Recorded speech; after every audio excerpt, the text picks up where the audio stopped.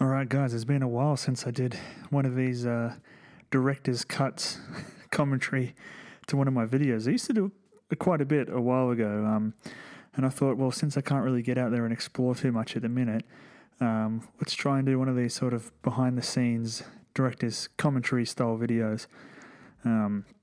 So yeah, I chose this video here. It's actually one of my favourite locations that we've explored. You see Panda right there, Panda Explores.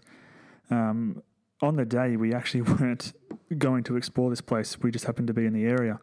Where exactly this is, this location, I couldn't even point to it on a map. We were just in the complete spur of the moment. As you can see right here is the largest tree I think I've ever seen. I think it's been struck by lightning. Have a look at that, the size of that. I didn't film the whole thing, but it was gigantic. Must be hundreds of years old. Struck by lightning, by the looks of it anyway. But here is the house here. Yeah, as soon as I saw this place popping up on Instagram, a few photos and all that, I knew I had to go out there and document it. I love this old style. It looks like, we kept calling it the Texas Chainsaw Massacre, the house from that. So it just got that old style balcony that wraps around the entirety of that front of the house. It is just incredible. And I think we must have filmed this around this time last year. I didn't actually look at the date, but absolutely incredible. I love this place. And the feedback I got from this video, from the amount of people who loved this house as well. And to be honest, I didn't think that we were going to be able to go inside for some reason. I think someone had told me that they couldn't get in. So when we got there, I just sort of thought, oh, there's no way I'm going to be able to get in. I just want to maybe get some drone shots of the outside and put those on Instagram and stuff. But of course, you just keep rolling the camera until you sort of discover that you can. And obviously, once we got up there, I realized it was wide open. The interior of this house must have been incredible back in its heyday. The double-story balcony, you can see that there's a computer in a tub there. At the top of the veranda, wrapped its way all around, and someone kicked it down. Now, this place has been pretty heavily vandalized, as you can tell. Sadly, some people have just gone through it and absolutely just kicked everything over, emptied every drawer you could possibly think of, and just left it all on the ground for whatever reason. And they had some pretty random things in there, as you can see by a Michael Caine autobiography. But how cool is this staircase right here? It's just, they don't make houses like this anymore. It's so unique looking, and oh god, I just saw that on the ground, thought it was a possum tail. But yeah, there's a lot of books around, and just heaps of random stuff. I think the people that must have lived here they seem to have kept a lot of things. Sorry, I was just about to cough as soon as I start recording. They seem to have kept a lot of things. I think I called this video like Home of Hoarders or whatever, or something like that. But this whole place was just completely chock-a-block full of old magazines and books.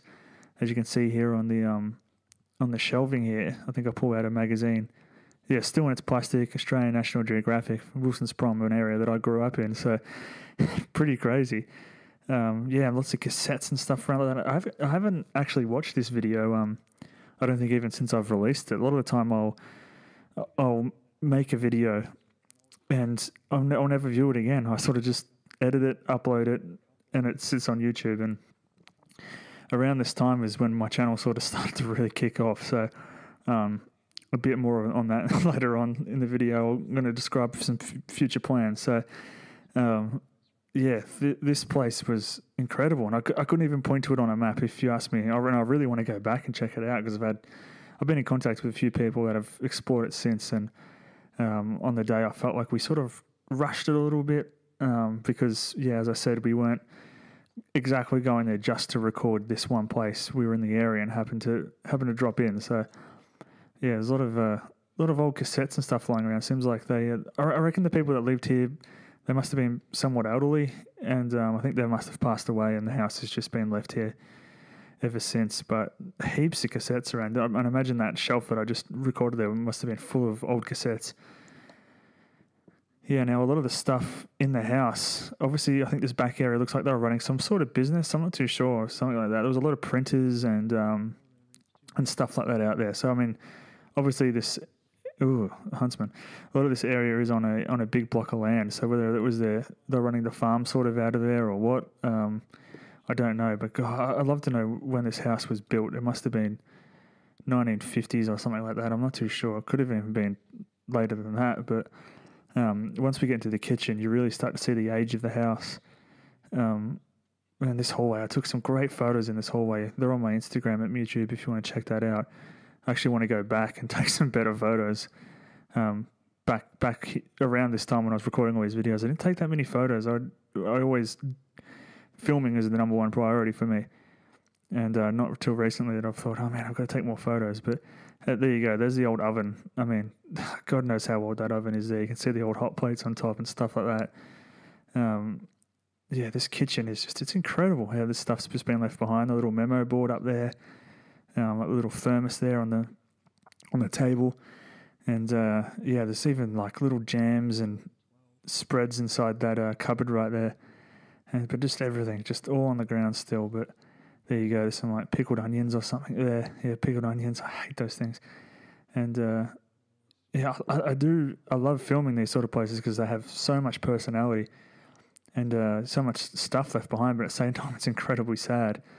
But you sort of get to scratch back and see the history in these places, and you sort of get an idea of the people that used to live here. And I think this room's full of I can't remember the last time I don't think I've even watched this video. Yeah, here you go.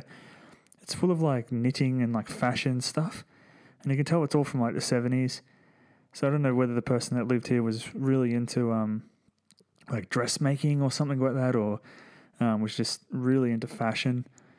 But yeah, there must have been about 20 or 30 of these books lying around with like, so you can see the designs and how to design the dress and all that stuff. So yeah, I love all that sort of stuff. Finding those little moments that would have made up the person that lived there. There's the pantry with some dog food that was unopened, I'm pretty sure, and it was just full of rat shit. Pretty disgusting, but I think we're about to head upstairs here. There's a dictation tag right there. My God. You can always tell it's like 15-year-old kids running through these places, tagging them up. It's yeah, this one's full of clothes and stuff. And so yeah, this is the upper floor looking out. I think mostly every room had a fireplace, which hopefully I'll show. But yeah, this walks straight out onto the balcony. You can imagine there would have been a railing there. You can see where it's been kicked off, broken away.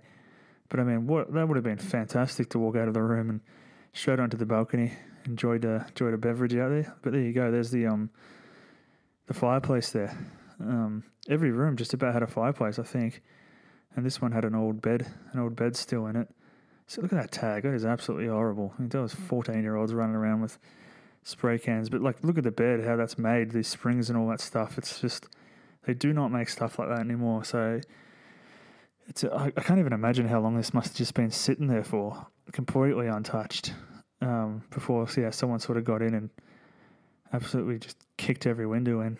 It's a bit sad, but yeah, the house wasn't that big for the block of land that it's on, because it goes out onto this massive sort of farming area straight through to the right. There was some machinery and stuff left behind, so